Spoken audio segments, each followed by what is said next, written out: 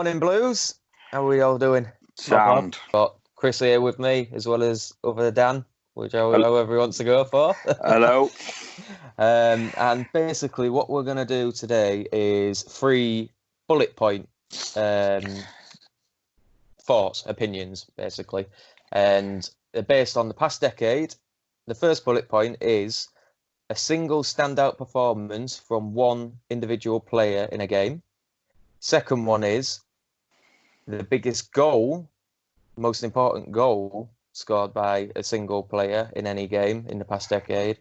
And the third one is the biggest letdown over the past decade. That could be a player, it could be a goal, it could be anything related to the club.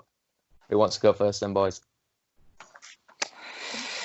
Yeah, go on then, I'll go first. And just to be just on the side, Blues, these two are going to argue. Yeah. Chris is just dying for me to show weakness so he can bounce. Right, so it's what's the first one? Is it performance or goal? Single performance, yeah. Right. Mine is going for, because we decided as well, just to let everybody know, we're not going for just like the obvious ones like Aguero against QPR and all that. So I've gone for Dzeko at Spurs away when he scored 4 absolute beauties of goals. He were dominant all game. His first goal was a crossover from Sami Nasri, right foot, poked it home. Second, it were another cross from Nasri, big diving header, leaning back to far corner. Brad Friedel had no chance. Third, we're just a quick tap in for Yaya Toure, but you've got to be there to bang them home. And the beauty, the one that finished it all off, a nice little 1-2 with Gareth Barry, edge at box, top corner, beauty of a goal. But not only were the 4 goals that were brilliant, it was just the whole. He would just put himself about, and it looked like we'd just got an absolute world beater of a striker. And even if you look to our team now, he'd absolutely fit in to this day, wouldn't it? And we still need a player like him. So that was my performance. That's a good one to start off. Chris isn't disapproving with that one, so you're on a good roll so far. No, you have points for that one. Oh, well, that's got him. Dan, what's yours, mate? Mine is Joe Hart versus Spurs in 2010, the 0-0. That game for me was the making of him, and because obviously at that point he'd just taken over from Shea Given at the time. It was his first full season in City. And the season prior to that was the letdown of obviously missing out on the Champions League with Peter Crouch heading in one of the final games of the season to stop City going in the Champions League. So we knew that we had to be up for this game, but we knew Spurs were obviously a lot better at the time. And it was an onslaught, that game. And I'm just looking at the stats from that game. Spurs had 18 shots and 14 of them were on target, and the game ended 0-0. And some of them shots, I remember clear as day, were absolutely phenomenal. But Joe Hart he was a man on fire that day and stopped absolutely everything. And this is a team that had the likes of Defoe at the top of his game. They had Bale, they had Modric. You know, this wasn't just a weak Spurs team. This was a full onslaught. And he saved us a point in that game, and I think that kick-started his City career, and what a hell of a career it was. I'd have him back. Third choice. Third choice? Yeah, I would. What, behind Bravo? No, because I think we'll get Zach back. Zach Steffen. So, I'm not being funny to Joe, but I don't think he's second choice keeper nowadays. I'd just get him back just for the... so we can just sing "Don't Sell Joe Hart" again. And then they sold him. Would you definitely have him on as a goalkeeping coach? Yeah, I would. The only thing, I mean, I don't know about you, but even before Edison, I always thought Joe Hart were actually quite good with ball at his feet. Yeah. Do you remember that volley he scored in training, that overhead kick? Yeah. So, see, for me though, the letdown of Hart's career was his saves. He made some calamitous errors with his saving. I agree. His feet, there was nothing really wrong with his feet. It's just his saving was. He couldn't distribute the ball as well as Edison. No keeper can. But No. some of the saves that he wasn't pulling off at the time were let down for me. yeah, and he did Pellegrini dropped him, didn't he, for Pantamillion? Yeah. So I don't know, but I'd still have him back. Yeah. You're welcome back, Joe. If you're listening. Chris, you've been very quiet and sketchy about yours for some reason, so this is where the arguments are probably going to start. So, fire away, mate. Well, I'll start off. It's not the most standout performance in the last decade as such, but I want to give a special mention to someone. I live just round the back of the sports village in Lee, which is where the Scum under 23s play with free tickets. And I went watching City in 2016 when we played there. The Blues lost 1-0, but there was one player on the entire pitch that stood out from any of the players. And I mean, the likes of Angelino were on there. There was Angus Gunn in there. You had Kalina. He was up front. But for me, it was Tosin Adarabio, who played at the back. And he was solid all match. And I could see him shaking his head already. But after our conversation this week, I just wanted to bring him on to say he had a bang-out game that night. But I think for the last decade, there's one particular performance that stands out, and it's kind of a sentimental reason a bit as well, really. It was Craig Bellamy against Chelsea in 2010. The build up to that match was huge, with the whole John Terry can't keep his dick in his pants, with the handshake with Bridge. I remember all the T-shirts that they had on training, the Team Bridge shirts and stuff.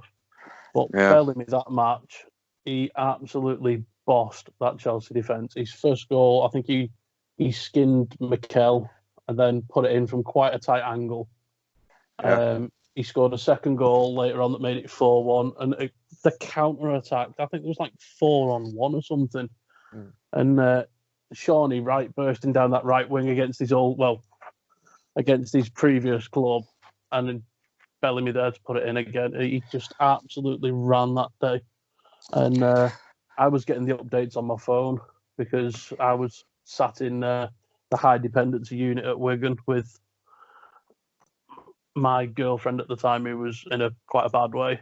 So it was just one of those performances that really stood out for me. I mean, I loved Craig Bellamy. Always have loved him everywhere he went. I thought he was a player who he gave everything for the club. He wasn't I love this club, I'm going to do it. He was just a proper professional player. He put 110% in every game, and he wasn't afraid of giving stick. Well, funny enough, Chris, we were on about, we was going to do a pod on Unsung Heroes just to let everybody know, but we've pied it off because somebody beat us to it. But Bellamy was going to be one of my Unsung Heroes because, like you say, even though he's got more clubs than Tiger Woods, every club he goes to, he's passionate while he's there. And he was sort of key to the transition of the club. A bit of an older head when he came in, a bit of a senior pro who's been about, done everything. And he sort of goes unappreciated, I guess, really, with what he did. Anyway, hell of a player. I loved him when he were here. I think it got me because I was a fan of Mark Hughes as well. I know that's no secret from posts I've put up on the page. But when Hughes got sacked, straight away it was the rumours were following of Craig Bellamy leading the players' protest. Apparently, he went straight up to the boardroom and give them hell. Like, what the hell are you doing? Why are you sacking him? And it was just like, that's the sort of player he was. He didn't give a shit who you were. Didn't care if you were paying his wages or not. If he thought there was something to be said, he went and let you know it. And to be fair, he lived by what he said. You know, if he took the punishment on the chin as well, because he pretty much fell out of favour with Mancini. But straight away, didn't he couldn't drop him for that first season under Mancini. He couldn't drop him because he was so good. Yeah. Definitely a heart on the sleeve type player. Yeah, I don't know if you've read his book, but he only used to train once a week as well because of his knees. Yeah, but again, it's like, I can appreciate. I mean, I've ruptured my ACL, so I can appreciate if you're that good as a player, because he was still performing every week. Yeah. You know, I know we lost against United at Old Trafford, was it 4-3? But he was phenomenal that game, and again against Chelsea. If you know your body is, no, I can only do this, then that's fine. I don't care. You know, you're not going to let somebody force you into doing something that you then can't perform and do your job. Yeah, a bit of a shit house and all, wasn't he? That's what you always want on your team. Oh, definitely. I remember he gave proper shit to that United fan who ran on the pitch as well. Yeah, I remember at Villa, and I can't remember what. I think it was when Richard Dunn scored against us when he played for Villa, and I remember camera zoomed in on Bellamy, and he was grabbing Villa players' arse. It's like, I thought that is a boy. That. I'll tell you what, I'd have Bellamy back at City in a coaching role, because I know he's working with company now at Anderlecht, and he's working with their youth academy. Could you imagine the sort of youth players that are going to come through there now? Right, just shit hoses. My only thing is if they get away with it in English game now, because I can imagine it being a hard bastard. I can imagine it getting some shit, and I don't think they're allowed to do that anymore. Safeguarding, he's a bully. Yeah, that's what I mean. Yeah, I can understand. Hey. Right then, number 2, player's goal of the last decade. Dan, who was your standout goal? Well, it's got to be, like I say, similar to what Chris said. It's not just like, this meant a lot to me, because I've gone for Yaya Touré's first goal against Newcastle in the 2011-2012 season away, and it was actually a brilliant goal anyway. But I was lucky enough to go to the last 8 games of that season, so I sort of seen us come from behind to Man United, and I went to every game, and just that game leading up to it, Newcastle were on form. They were like playing about getting into Champions League, Europe and all that. They were a decent side, especially at home. And it got to 70th minute and we'd missed some sitters. They'd nearly scored. And then he just played a 1-2 Gareth Barry, bent it round keeper. And the whole way in just went absolutely mental. And it was like, everybody was just like, we're going to do it. And that was, I know the roller coaster ride with QPR, but to me, that was the point where I thought we're going to win league now. And then, so that was mine. And to top off that performance, he only scored again 19 minutes later. So, yeah, it was one of them that, I know exactly what you mean. It's almost like the momentum definitely shifted in our favour. And like you said, everyone had the worries coming in when it was getting late to the game. It was still 0-0. But yeah, I remember that goal as clear as day. And what a baller he was. Absolutely. And one of a kind. Oh, God, yeah. It was his 37th birthday yesterday as well. So happy birthday if he's watching. I hope we got him a cake. Did you get him a cake? Yeah.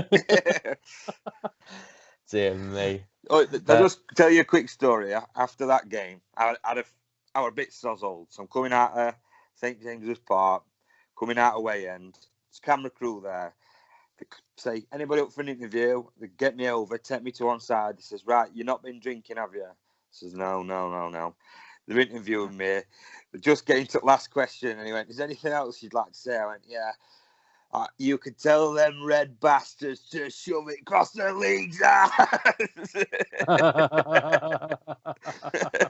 want to know if that ever got aired. I want to find that now. No, because when they cooked, he went, stop it. And I was leaving the interview, went, you prick.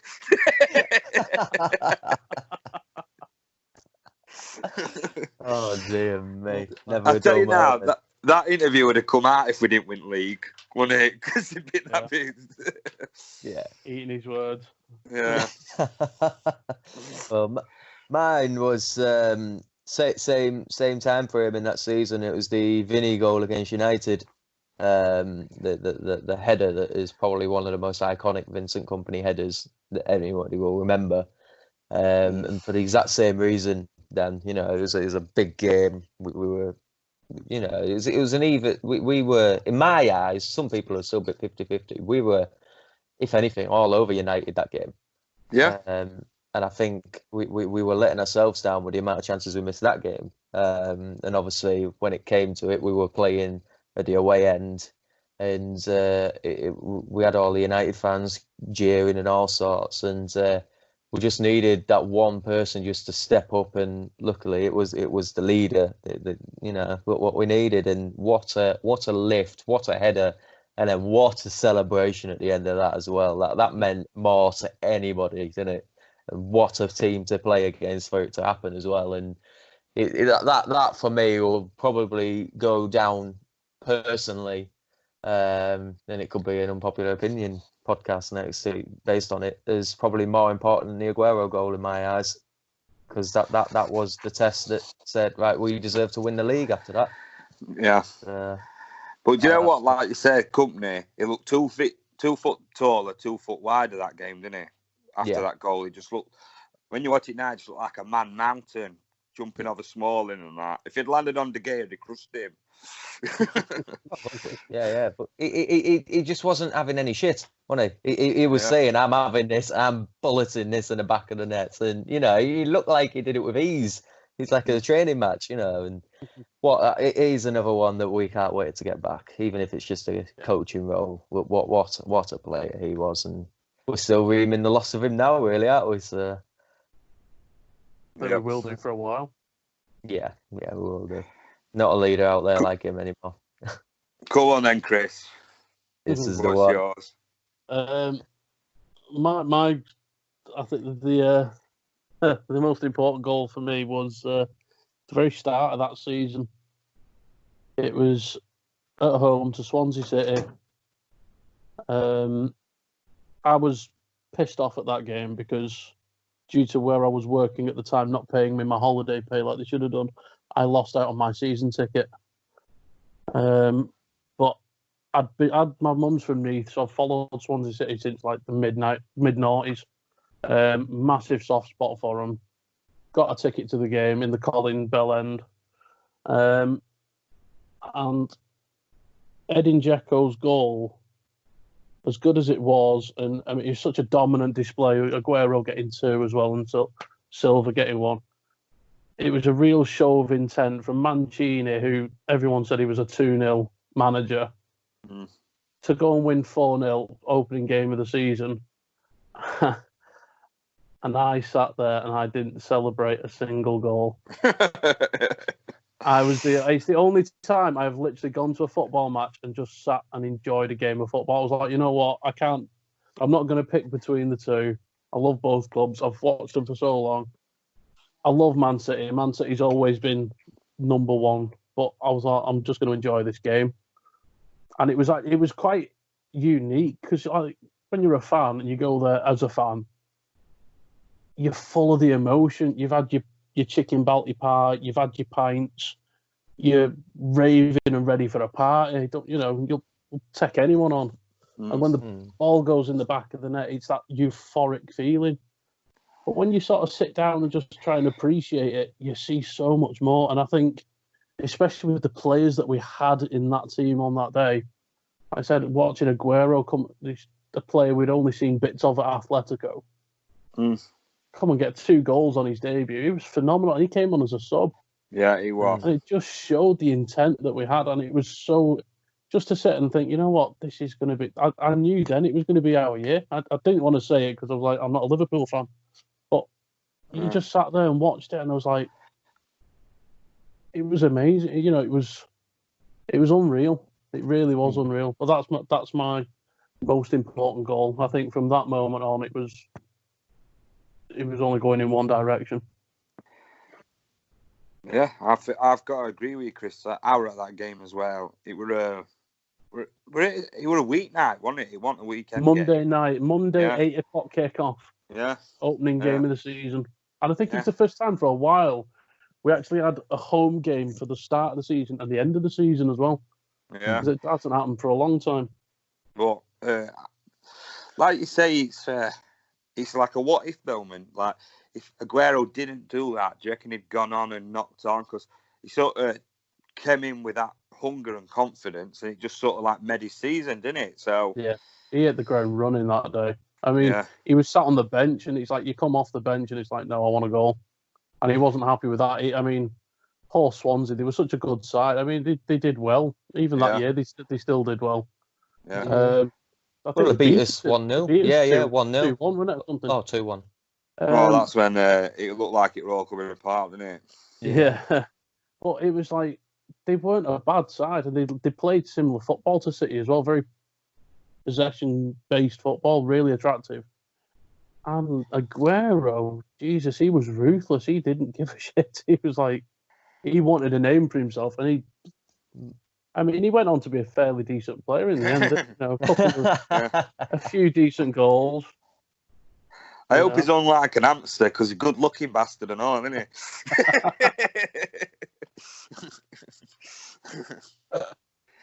Oh, it's not the size that counts, man. Well, that took a bit of a turn, but yeah. I mean, no, I completely agree. Everyone remembers where they were for that game. I mean, I was in Cornwall, sat in an awning outside a caravan on a family holiday, and down in Cornwall in a yeah. Well, thing is, though, we had where we were. There was middle of nowhere, single track roads for miles, and no pubs or anything like that with Sky Sports or whatever it was back then. And I don't even think it was showed on live TV.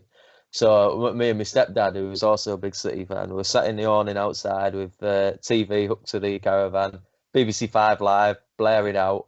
And all we could hear was, here comes Sergio Aguero making his debut. And from there onwards, all you could hear was Sergio Aguero's name. You know, he was everywhere in that game. And he was. It was a game that made him. If he had a shite game, I completely agree. I don't think he would have gone on to score the amount of goals he did. And yeah, like Chris said, or Dan said, whichever one it was, he came out a decent player, didn't he? So. No, all right, player. There's some better teams at the side. But...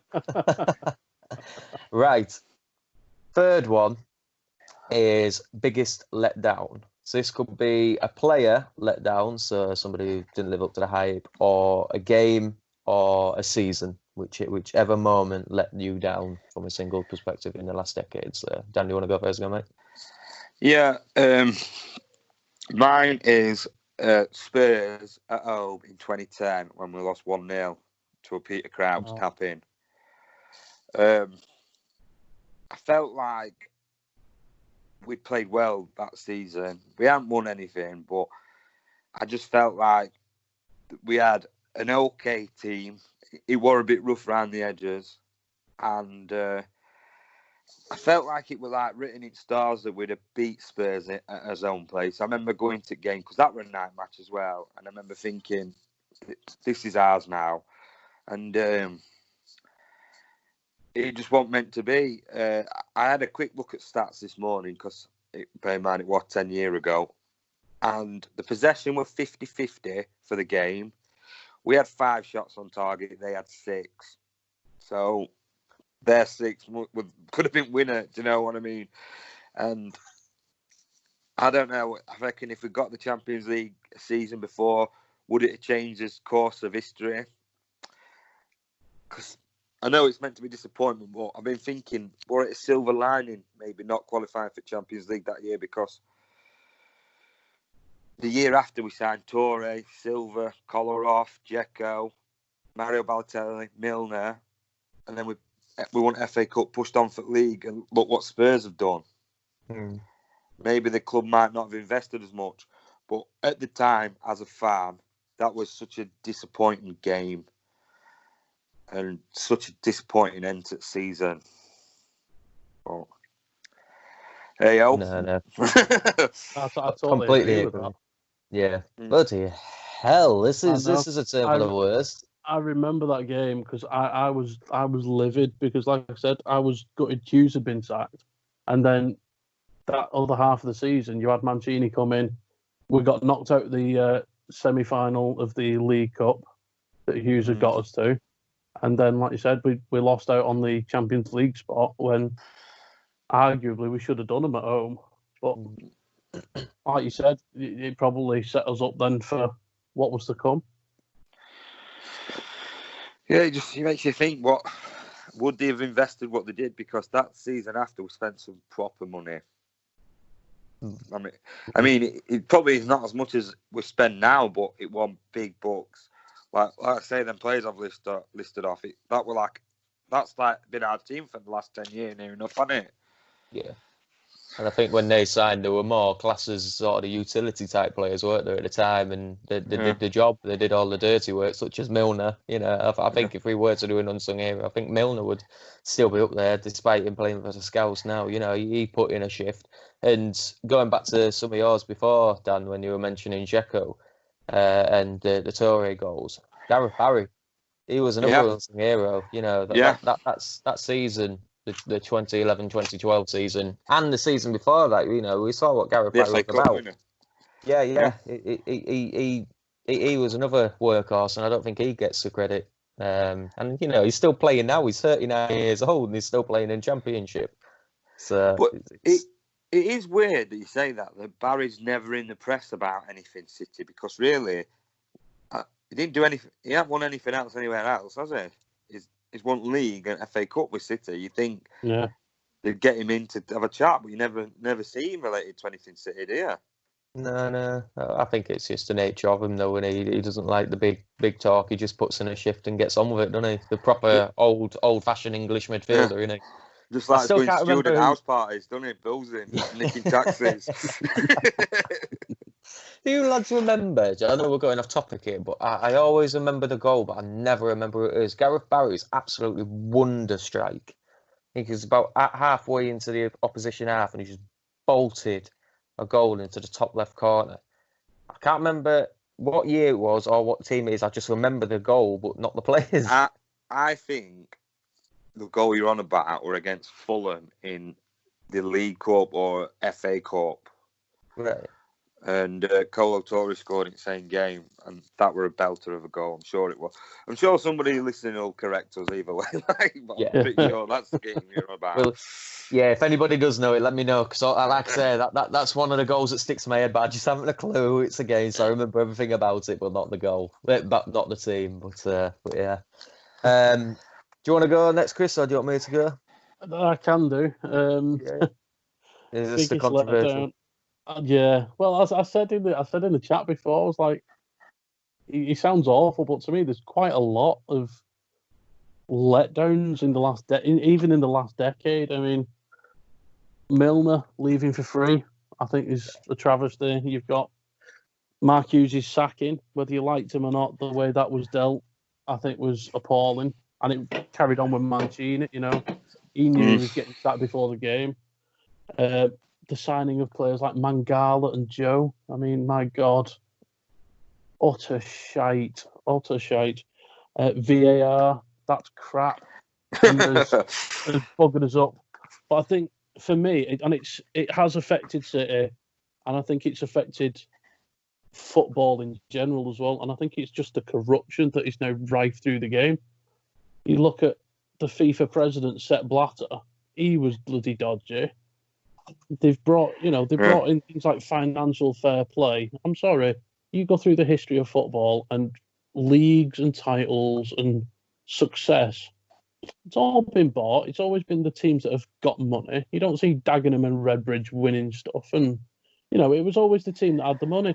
United in the 90s, they bought Roy Keane for $3.25 million or whatever it was, when players were being sold for like a couple 100,000.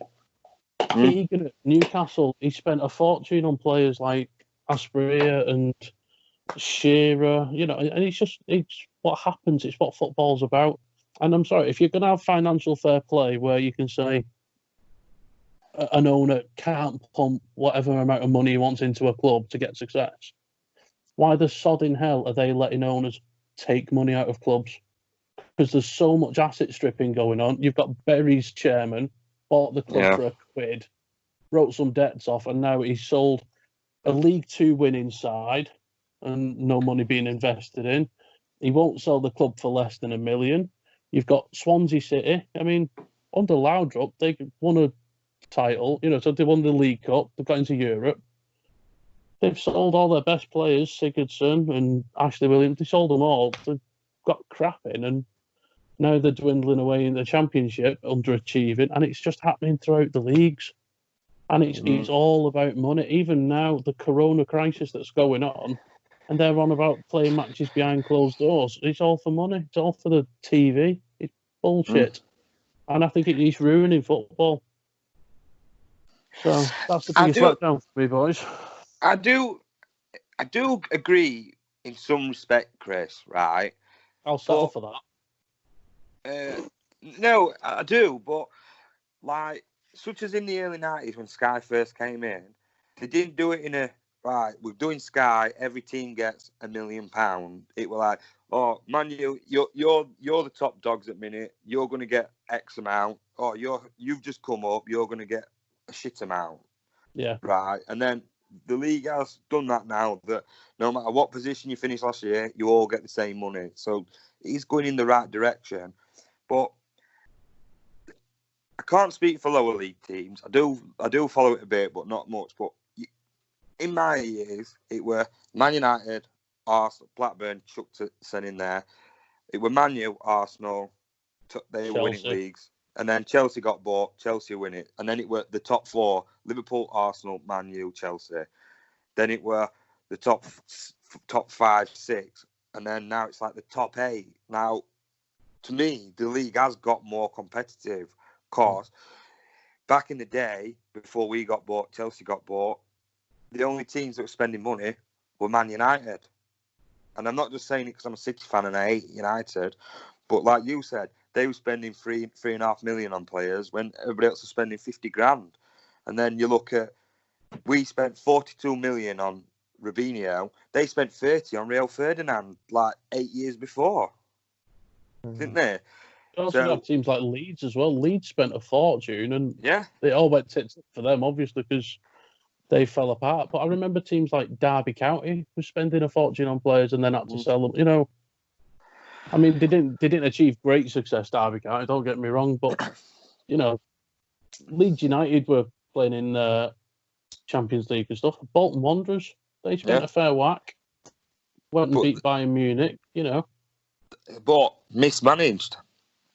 It's decent spending money, but you need to have management. I mean, that Leeds chairman, I won't mind being on a night out with him because fucking money were burning a hole in his pocket, wasn't it? You have to spend it. And same with Bolton now. I mean, such a good club, and like, you knew if you had Bolton coming up on weekend away, you knew like no matter who you were, you knew it's going to be an hard game. And now look at him. It's just a travesty what's happened to them as well, getting trialists to start in the first team. But again, it's like you look at owners who are buying clubs for £1. I'm sorry, I don't care how much debt a club's got, because it's like buying a house. You're buying a property effectively. You buy a house. If it's dilapidated and has 200 grand's worth of repairs on it, you're not going to get the house for £1, are you? No. You've got everything else. You've got all the land it's worth and all the assets that it's actually worth. But the potential. The FA and the Football League are allowing sales like that to go. They're not properly, clearly vetting these owners. But again, if Sheep Mansour, he's got a nice big wad of cash. He's got all this money. He wants to put it into a club. Let him do it. I don't agree that they should be putting money and say, well, I'm just loaning the club money and they have to pay it back at the end of it.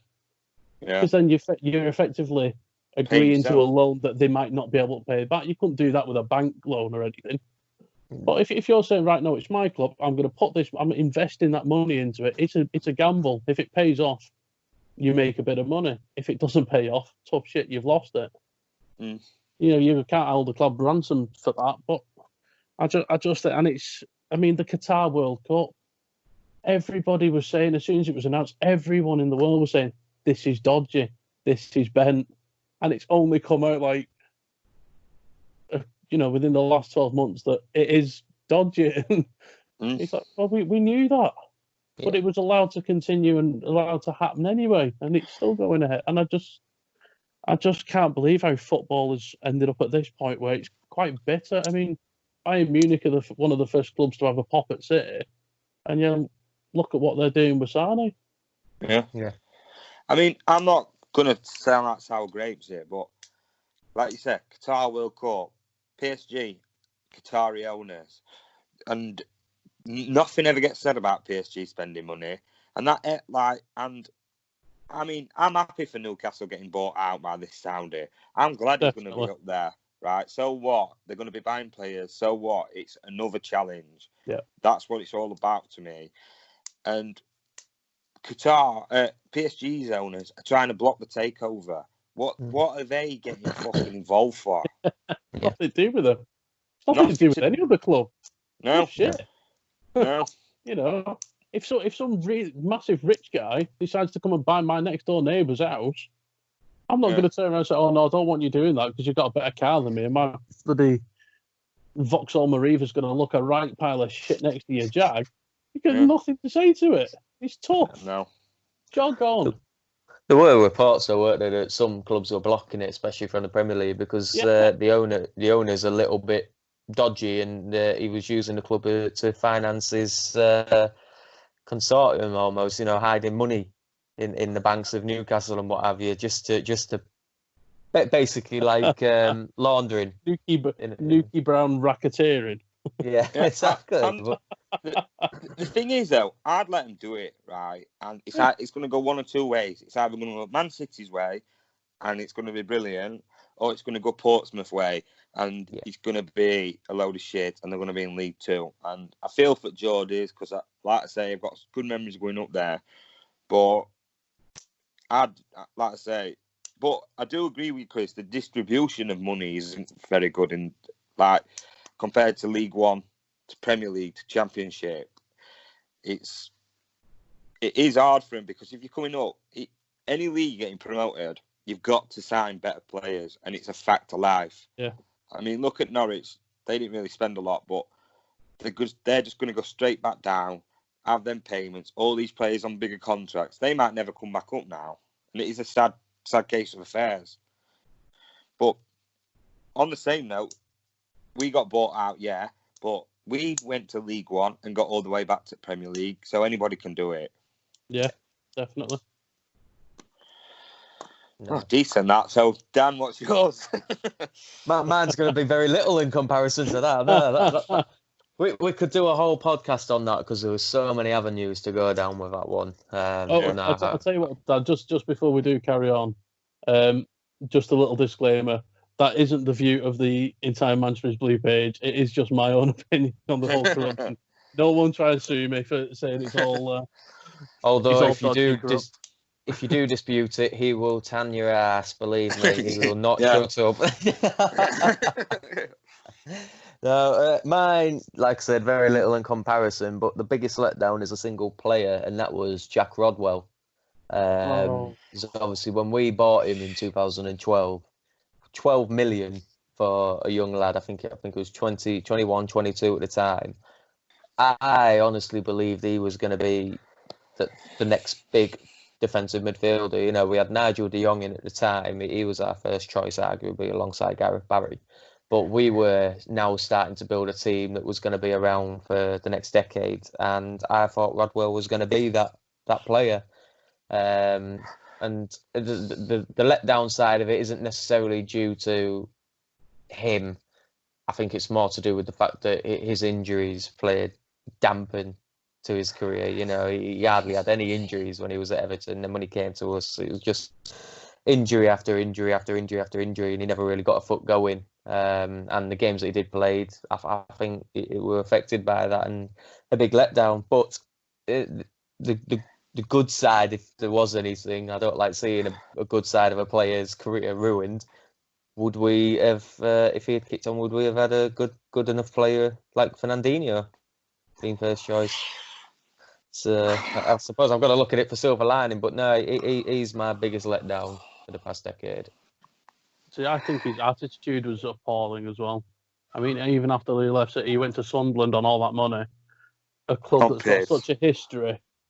and he wouldn't even take a wage decrease. He was just a selfish, and he was crap as well. I mean, I've just drawn a picture of him. You know, while you were talking, I thought I'll draw a picture. There's my picture of Jack Rodwell. Absolute arsehole. Players like that, they're not in it. I'm not being funny. You're earning decent money anyway for playing a hobby. A couple of grand a week, and any fan of football will be happy with a couple of grand a week in the back pocket. He was taking 70, 80 on when the club was on its arse. He's not a football player. He's just a tit. Sorry. I'd rather have Owen Hargreaves back. I agree with what you're saying, Chris, again, but I do think I'd get what Dan's saying, that he looked a very promising player from Everton and young English and that. I do get that side of it, but I don't think it was just injuries. I do think there was some, because I remember him going out in an interview and he's saying, I'm not even injured, but I'm still not playing. So maybe there was something else that's going off. But I remember him. Do you remember when Norwich beat us 3-2 at our place? He scored both goals that day, didn't he? Last game of the season. Yeah. I think that was a year after we won league. And he scored 2 goals, and I thought, what a player. And then he never fucking played again. No.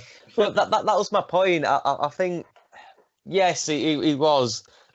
I'll admit, yeah, my analysis wasn't based on him being a full-blown twat.